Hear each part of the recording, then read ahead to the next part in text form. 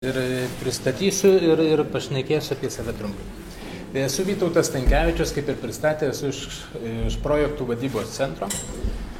Mūsų įmonė yra verslo konsultacinė įmonė, kurioje dirbu jau įkurta yra 2002 metais, aš ją pats ir įkūriau ir joje iki šiol dar vis dirbu direktoriauju. Niekaip nerandu žmogaus, kurį galėčiau vietoj savęs pasodinti, kaip galima sakyti, šitą pareigybę, kad jis neštų visą tą kryžių toliau. Galbūt dėl to, kad vis dėlto ateina momentas žmonėms, kada reikia keistis, kada tavo verslas, kurį tu pradėjai, tau jisai tampa nebeįdomus, todėl kad tu jame jau savęs nematai, negali daugiau pats jame augti. Tai šioje vietoje, kalbant apie verslo idėjas, irgi siūlau gerai pagalvoti visų pirma, ar jūs norite būti verslininkais visų pirma, ar jūs tą galite daryti, nes vis dėlto verslas nėra tokia labai apibriežta aplinka ir tikrai, jeigu jūs esate įpratę kurti tai, kas jums labai patinka, tai tikrai jūs nebūsite labai geri verslininkai tik dėl to, kad jūs kuriate ne tai, kas reikalinga kitiems, o kuriate tai, kas jums patinka. Tai šiuo metu, jeigu kalbant apie save, šiuo metu dalyvauju jau dar 3 versluose.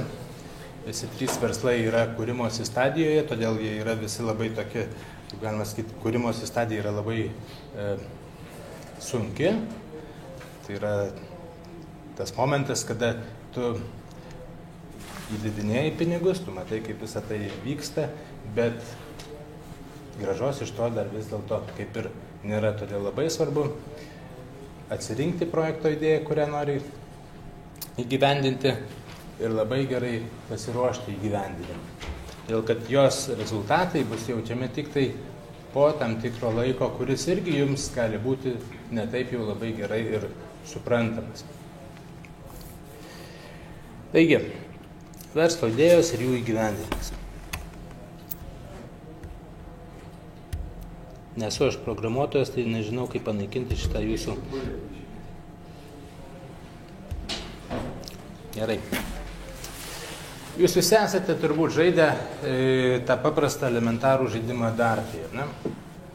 Kuriame labai daug galvoti nereikia, jame reikia poros dalykų. Tai jūsų nuomonė, ko reikia tam, kad tu laimėtumei Dartus? Tiklios rankos reikia, tai. Ir ko dar?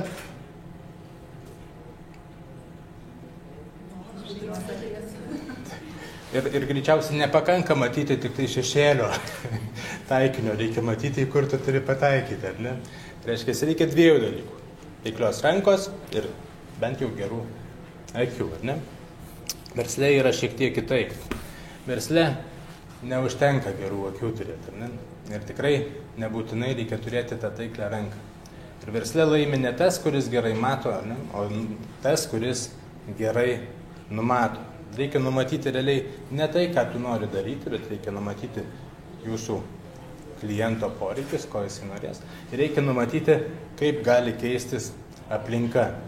Todėl, kad tą, ką darote jūs, daro eilė dar kitų. Ta, ką darote jūs, jeigu nedaro kiti, tai dar yra kažkokie tai kiti veiksniai, kurie vis tiek įtakoja jūsų verslo sėkmę. Tai yra pradedant nuo įstatymų, pabaigiant klimato sąlygomis ir panašiais dalykais. Todėl šioje vietoje, tam, kad laimėti versle, turi ne tai, kad gerai matyti, bet turi gerai numatyti, kur gali krypti visa aplinka. Kokia yra gera idėja? Kas yra gera verslo idėja? Mums kaip specialistams, jeigu kalbant apie tuos, kas yra geri specialistai, mes mėgstame ką daryti? Mes mėgstame daryti tai, ką gerai mes išmanome. Mes mėgstame daryti tai, kas mums patinka ir tai, ko lyg tai mums atrodo gali reikėti. Bet realiai, tam, kad verslo idėja būtų jinai sėkminga, mums visų pirma reikia identifikuoti, kas yra mūsų klientas. Tada reikia žinoti, kokius kliento poreikius mes galėtume tenkinti. Taip? Tada, kuo mūsų produktas gali būti išskirtinis, todėl kad rinkoje daug tokių produktų garantijai yra, tačiau mūsų produktas turi būti kažkoksai kitoks, kad mūsų produktą klientas pasirinktų. Tai nebūtinai jisai visiškai naujas, gali būti naujas pateikimas to produkto, gali būti to produkto nauja forma ar kažkokie kitokios savybės, dėl ko tas klientas turėtų būtent mus pasirinkti.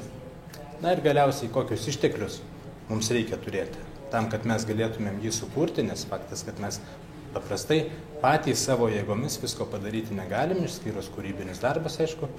Na ir kiek projektas yra gyvybingas, tą mes turime irgi pasitikrinti, yra kiek laiko mes galėsim tą produktą palaikyti ir kiek gražos tas mūsų produktas mums duos. Tai jeigu žiūrėtumėm į šį paveiksliuką, tai jeigu mūsų klientas yra generolas, tai kaip jums atrodo, ko reikia jam? Kuris iš sprendimų jam gali būti tinkamas?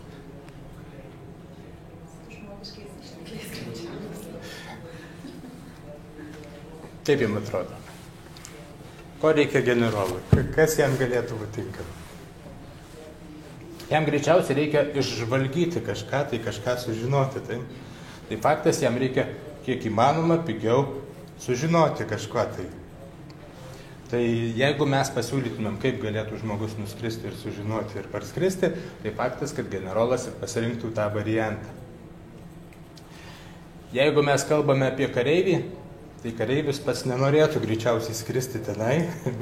Jeigu jo tikslas būtų tik tai sužinoti, tai jisai norėtų, kad būtų radijo bangomis valdomas kažkoks lėktuvas, nuskrenda, žvalgo ir sugrįžta atgal. Jisai saugus saugiausia savo kažkokioje tai darbo vietoje arba saugiuose apkasuose. Jeigu mes galvotumėm apie tą kareivį taip, kad tai galbūt žmogus, kuris norėtų pats skristi, o ne taip, kad žvalgyti. Tai faktas, kad jam tiktų tas propeleris ir su juo jisai būtų linkęs skristi. Link to, kad mums tam, kad sukurtumėm tikslą, mes pasiekti galime skirtingomis priemonėmis, skirtingais kažkokiais tai metodais. Tai visų pirma, mums reikia žinoti, ko reikia tam klientui, ne? Ką jisai yra pasiruošęs už tai duotis, mokėti kažko atsisakyti ir tik tada pradėti kurti. Dėl ko daug inovacijų nėra versle paskui realizuojamos, nėra parduodamos, nėra naudojamos. Dėl to, kad mes dažnai įneriame į savo darbą tą, ką mes gerai suprantame ir mes nesiklausom, ko reikia aplinkoje. Mes nežinome ir net negalvojame, kad mūsų klientui reikia elementarių sprendimų, kaip buvo prieš tai pranešimas. Ne? Vaikai tą labai gerai išmano, todėl kad jie yra vartotojai. Specialistai to neišmano, todėl kad jie yra kūrėjai.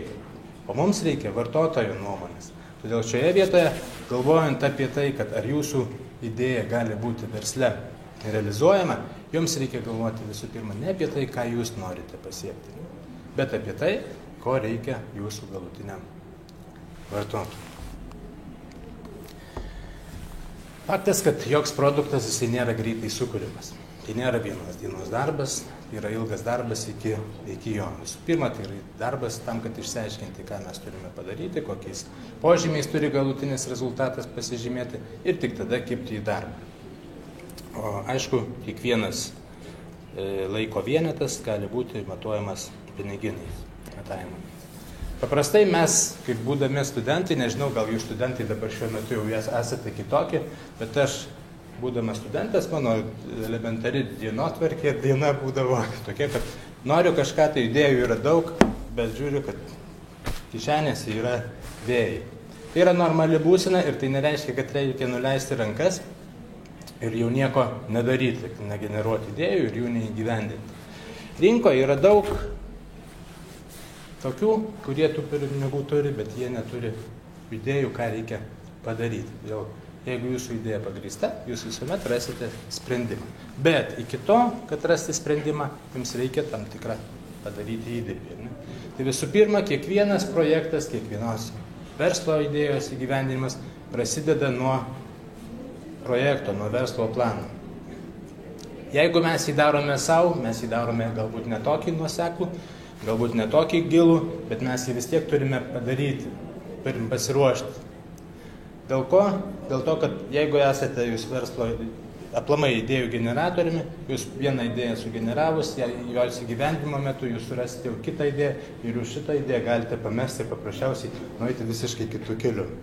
Todėl pradžioje reikia labai gerai užsifiksuoti irgi patį visą tiek projekto tikslus, tiek uždavinius, rodiklius nusistatyti, ką norite pasiekti, kuriuo metu norite pasiekti, numatyti veiklas, kurios turi būti įgyvendinamos, reikalingus išteklius ir finansavimo šaltinius, iš kur tai galvojate gauti.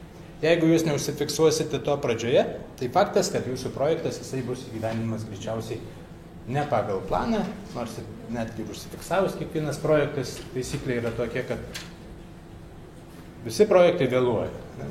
Ir visi projektai kainuoja brangiau negu yra suplanuota. Bet jeigu mes pradžioje neskiriam pakankamai laiko tam planavimui, tai gali tas projektas ir nepasiekti galutinio rezultato. Na ir aišku, po to jau yra projekto viso tam įgyvendinimas. Kiekvienam projektui, kiekvieną idėją įgyvendinti reikia dviejų pagrindinių dalykų. Viena tai yra lėšų, kad mes galėtumėm įsigyti to, ko mes neturime. Ir antra, tai yra reikalinga žmonės, galvojantys žmonės, kurie tą idėją išgeneravo, ją palaiko ir iki galo ją yra pasiruošę įgyvendinti. Lėšų gauti iš tiesų yra pakankamai daug skirtingų šaltinių, mes apie juos kalbėjom jūsų mokymo metu. Na, o dėl žmogiškųjų išteklių, kaip ir buvo prieš tai jau net pristatymą, tai jie turi būti labai skirtingi, arba ne tai, kad labai skirtingi, bet jie turi vienas kitą papildyti, nes jeigu mes visi projekte dalyvaujantys būsime vienodi, mes tarpusavį pradėsime konkuruoti, o ne vienas kitą papildyti. Kas yra svarbu pradžioje, dar net nepradėjus ieškoti tų pinigų, pradžioje labai svarbu yra susitarti žaidimo taisyklės. Labai daug projektų pakeliui išyra dėl to, kad nėra pradžioje sukurtos taisyklės, sutarta dėl to, kas, kada, kiek prisideda prie projekto, kiek kas dalyvauja, kaip paskui visas verslo modelis jisai veiks.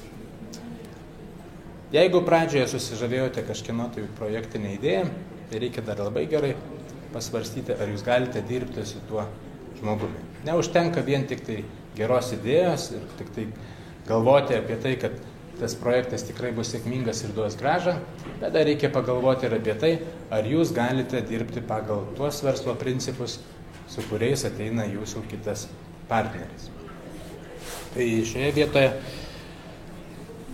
taisyklės, kaip turi būti dirbama, turi būti sutartos ir sutarimo metu jūs matysite, koks yra požiūris vienos ar kitos pusės į tą verslą. Taigi, galbūt turėsite daugiau kažkokių tai klausimų. Na, o visiems, aišku, aš linkiu gerų verslo idėjų ir, aišku, jų įgyvendinimo. Na ir ačiū už dėmesį ir laukiu jūsų klausimų. Dėkoju už pranešimą, profesionalų. Ar turėsite kokių klausimų pranešėjai?